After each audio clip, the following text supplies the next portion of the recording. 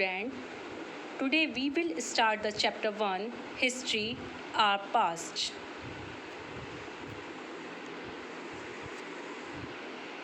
Indian history divided into three periods. Number 1, ancient period. Number 2, medieval period. Number 3, modern period. यहाँ पर देखिए एक timeline दी हुई है जहाँ पर हम सबसे पहले BCE और CE के कॉन्सेप्ट को समझेंगे। इस टाइमलाइन में 1 CE को जीसस क्राइस्ट का बर्थ माना गया है। जीसस क्राइस्ट से पहले जितने भी इवेंट हुए हैं उन्हें before Christ era means BCE कहा जाता है। इस टाइमलाइन में यहाँ पर देखिए बिफोर क्राइस्ट में जो इवेंट हुए हैं वो कौन कौन से हैं। Modern period, Vedic period, rise of Jainism and Buddhism, Indus valley civilisation and prehistoric period बताए गए हैं। नेक्स्ट हम देखते हैं कि what is CE। CE means common era या फिर हम इसको कह सकते हैं क्राइस्ट एरा। इसे हम AD भी कह सकते हैं। AD means Anno Domini means in the year of our Lord. CE या AD में वो सारे इवेंट आते हैं जो जीसस क्राइस्ट के बर्थ के बाद हुए हैं। टाइमलाइन में CE या AD में जो इवेंट हैं वो बताए गए हैं golden age of Indian science and art, Muslim invasion, Mughal empire, the British rule and India freedom struggle. ये सारे इवेंट जीसस क्राइस्ट के बर्थ के बाद के हैं। So the year of birth of Christ is regarded as the 0 point. The later year are counted as CE. That's why CE counting move forward and BC is counted backward. Okay. Now we discuss about history. इतिहास क्या है? History may be defined as a careful, systematic record of the past events arranged in a chronological way. It means इतिहास वह है या history वह है जिसमें पास्ट की सभी घटनाओं का एक सिस्टेमेटिक रिकॉर्ड रखा गया है। फॉर एग्ज़ाम्पल कि पास्ट में किस तरह से रॉयल डायनेस्टी के लोग रहते थे, उन लोगों का वे ऑफ लाइफ कैसा था। यहाँ पर हम एक एग्ज़ाम्पल देखते हैं। Take a example of your family album. It has photograph of your ancestors. Your album photographs give you information about dress, culture and tradition of your family. Thus, the album actually displays your family history. What is historian? A person who studies the source material, analysis and records the event. जो person source material की study करता है, उन्हें analysis करता है और past के event को का रिकॉर्ड रखता है, this is called historian. Now we discuss about source material. Source material divided into 2 categories. Number 1 archaeological source and number 2 literary source.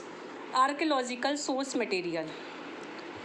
Archaeological source material ऐसे सोर्स होते हैं जो किसी एक्सकेवेशन के द्वारा डिस्कवर्ड किए होते हैं। इन सोर्स में tools, weapons, article of daily use that is pottery, coins, weapons, inscriptions, ये सभी इंक्लूड्स हैं।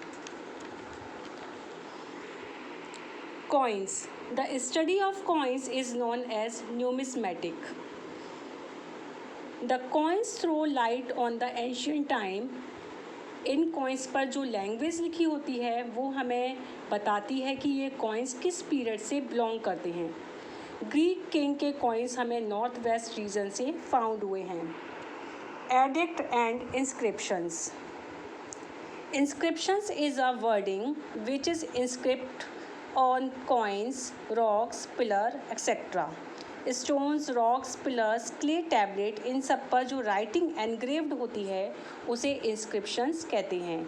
और इन इंस्क्रिप्शंस की स्टडी करना एपिग्राफी कहलाता है।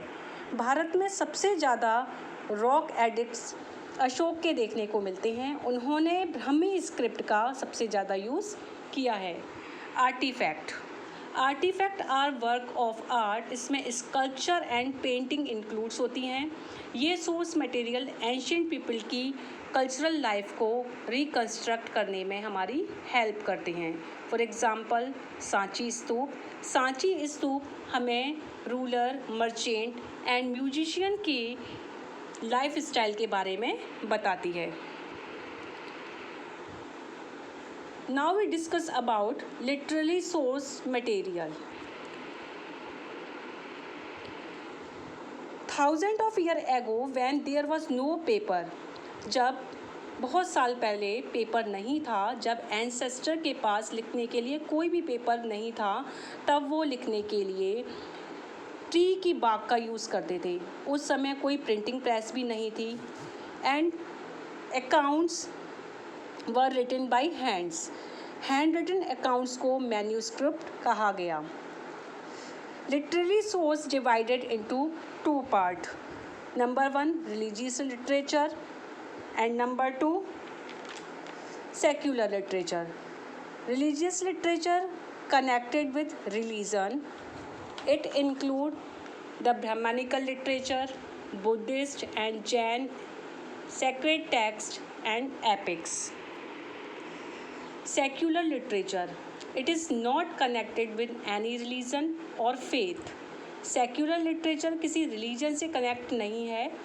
It is a form of prose, poetry, novel, play, history, grammar, etc. In ancient period, during the modern age, Kautilya wrote Arthashastra. Introduction of Indian history. Indian history को 2 phases में divide किया गया है। Number 1 pre historic and number 2 historic. Historic के बारे में पढ़ते हैं हम, तो हिस्ट्री इज़ अ रिकॉर्डेड और is printed, but when printing was not known, it was written by hand on paper. Before the use of paper, records were written on dried palm leaves, as well as stone inscription were also used. Now we talk about prehistoric period.